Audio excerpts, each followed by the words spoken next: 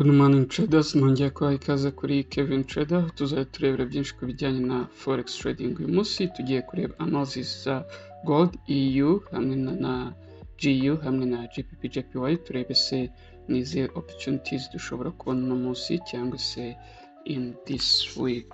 So, twihuse reka dutangire analysis zacu kuri Gold, aho tubona ko imaze iminsi iri muri consolidation cyangwa se iri muri ranging market. Ese reka turebe uno munsi ni izihe opportunities Gold ishobora kuduhereza tukaba twabona trade. So, twihuse Gold navuga ko iri muri uptrend cyangwa se iri kujya muri buying side. Wenda reka ku byoroshye twerekane dukoresheje ino trend line. So trend line nanone ishobora kugufasha mu kumenya trend y'isoko, cyangwa se unarebye ino moving average urabona ko most of the candles ziri above iyi moving average, byerekana ko iri kujya muri uptrend, cyangwa se n'ubundi buryo wabibona urabona ko iri kugenda making higher highs, higher low, higher highs, ishobora ku making indi ino higher low ikahita ikomeza hejuru. Ariko waza ukareba neza ukabona ko Gold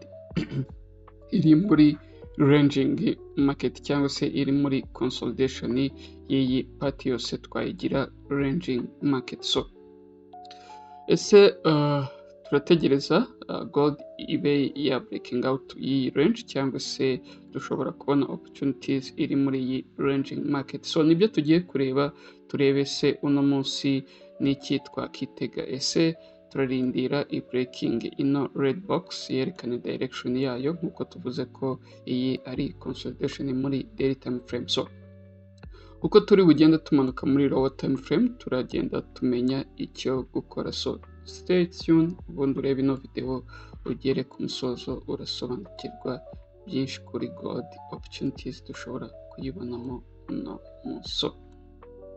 Impamvu hanshyizeho red box nuko hari strong resistance. Gold imaze iminsi yarananiwe ku breakinga, kuko ukareba urabona rejection naho ukabona rejections. Ariko kandi uyu munsi turebye ukuntu yapeninze ya creatinze week ntoya irangije it pushing up with big volume, ariko ukabona ko igeze muri another critical area cyangwa se ahantu hari strong resistance. So impamvu mvuze ko hari strong resistance nze mbibereke, nshyizeho red box byerekana ko market niri hagera ishobora kuba rejected. So aha urabona ko harimo rejection, market yabaye rejected, iyo ni inshuro ya mbere, aha iba rejected, iyo ni inshuro ya kabiri, naha waza ukareba ukabona ko harimo izindi rejection mu gihe market yari yabashije gukora breakout. Ni ukuvuga ngo yari resistance yahindutse support nyuma yo kubreakinga iza kuba rejected.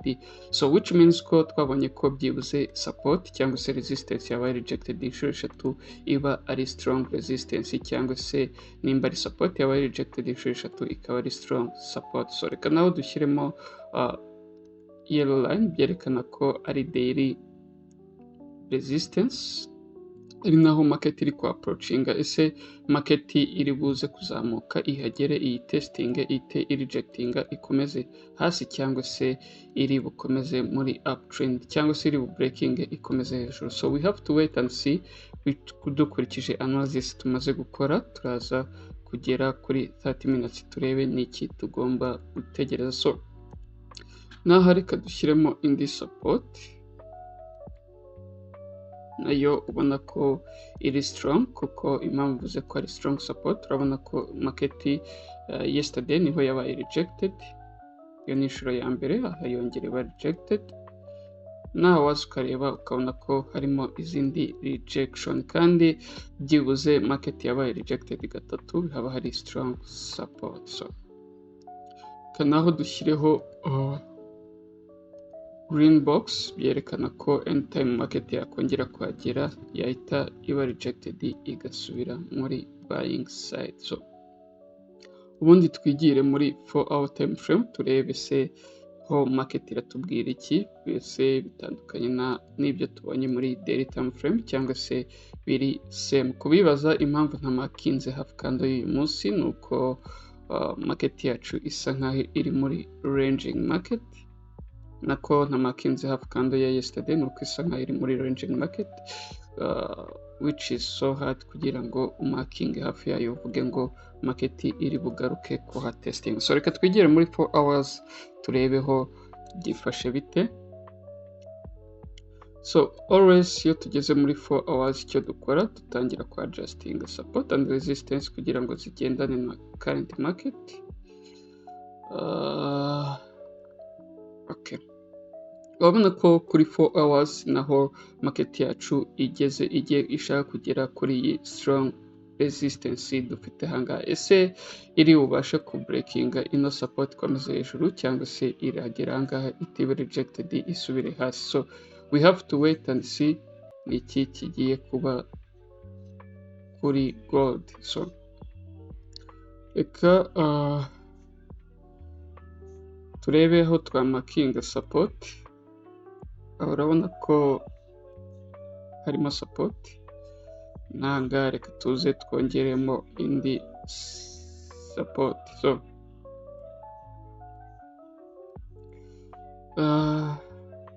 dushatse twagiye muri 1 hour tukareba hose byifashe bite n'iki market iri kutubwira. So ngarutse muri 1 hour urabona ko market iri kugenda imakinga lower low, lower high, lower low, lower high, lower low, lower high. So which is mean ko ishobora kuza kumakinga lower high ikahita iba rejected ikamanuka hasi. So debe kuri daily time frame jewe ndi kuri bearish side kuri gold, ariko biraba decided mbanje kubona icyo ikoze ahanga. Ese ira breakinga ikomeze hejuru cyangwa se irahita imanuka hano hasi? So nkuko mbabwira mugomba kwita kuri current market condition. Urabona ko abazi rally base cyangwa se igihe market ipushinze hejuru cyane ikeneye kongera gukora some pullback kugira ngo ibashe kuba yakomeza hejuru nimba ishaka kujya muri uptrend, which means ko hari high chance ko market ishobora kugera kuri iyi support ikaba rejected. So we have to wait and see. Gusa ntiriwe njya muri 30 minutes time frame, icyo tugomba kurindira kuri gold ni ukugera kuri support ikaba rejected ukaba watekinga sell yawe. Iyo niyo option mbona kuri gold ishoboka, naho kuvuga ngo iramutse imanutse ga creating a support biri somehow complicated kuko market muri 4 hours kugaragaza some bearish side even 1 hour, which means ko tugomba gufocusinga kuri bearish side. So ndikumva ari ibyo ngibyo twakitegura kuri gold, ahubwo tujye no kuri GBP JPY turebeho bimeze bite mbere yuko tujya kuri euro USD hamwe na GU. So analysis zacu tuzitangire nazo muri daily time frame turebe se GBP JPY ni kiri kutubwira. So GBP JPY yari imaze igihe iri muri ranging market. Navuga ko iyi yose yari ranging market ubwo duheruka gukora analysis, nubwo hashize iminsi tudakora analysis. Market yari iri kugerageza ukavaringa kugira ngo i breaking out of this range. So aho twabonaga ko n'ubu ngubu biragaragara aho yagendaga making a higher high, higher low, higher high, higher low, higher high, ishobora kuza ku making another higher low ikabona ukomeza hejuru. Se iri buze ku breakinga ino strong resistance tubona hejuru, cyangwa se nkuko tubona yatangiye kuba rejected igiye kuba rejected isubire muri selling side. So we have to wait and be careful with the GJ. Gusa kuri ubu it's hard to decide nimba igiye kongera gusubira muri selling side, ariko uko turi bugende tumanuka muri lower time frame turagenda dusobanukirwa byinshi. So twihuse kandebe ahandi twaba dufite indi support, naha dufitemo support kuko urabona yabaye rejected, harimo rejection, no kuri left side ugiye wabonamo izindi rejection. Niyo mpamvu always abaheruka kureba videos mbigisha uko baca support and resistance, nabwiye ko you have to focus on current structure. Urebye nk'aho urabona ko hari rejection, ariko ngiye na left side nabona izindi rejection. Urabona ko naha harimo izindi rejection, naho kabonamo ko harimo za rejection. So niyo mpamvu babwira gufokasinga kuri current structure nimba uri scalping cyangwa se day trader. There is no need kuba wafokasinga ibiri past data cyane, ahubwo keretse igihe utari kubasha kubona kuri current structure what is happening, niho wakifashisha past data cyangwa se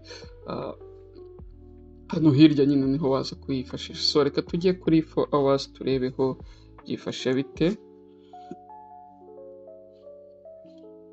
So kuri 4 hours nk'uko nari maze kubereka kuri the time frame, urabona ko market yari kugeza gukavaringa igenda making high low, ariko waza ukareba ukabona ko igeze muri critical zone cyangwa se ahantu hari very strong resistance. Ese iri bubashe kwa breakinga cyangwa se iri buze kuba stuck muri iyi range twavuga ko iri kuba created ubundi igumanga. Ese biragenda bite kuri GJ? We have to wait and see. Reka twigire muri 1 hour. Ndabona nta byinshi byo kwanaliza kuri GU kuri GJ kuko isa nk'igaragaza kuri muri ranging market, ahubwo reka tujye muri 1 hour turebeho yifashe bite.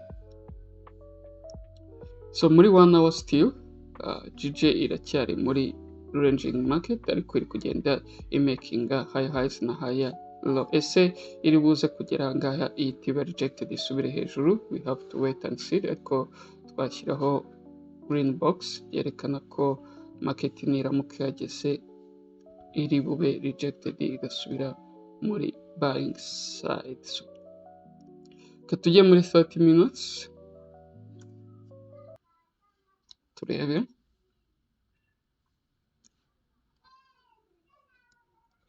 So muri 30 minutes urabona ko GJ iri kugerageza ku approachinga ino support dufite ahangaha. Gusa icyo navuga tugomba gutegereza kuri GJ nuko yaza ikerekana rejection. Iramutse yerekanye rejection watekinga buy yawe, wenda ugatekingamo profit somewhere here. Gusa unayifashe byaba ari quick scalping, don't hold cyane kuko ishobora kugera hari hose ikaba rejected. So ndikumva ari ibyo ngibyo twakitegura kuri gold hamwe na GBP JPY, analysis za EU hamwe na GU turabireba muri video ikurikira. So thank you so much, happy trading day.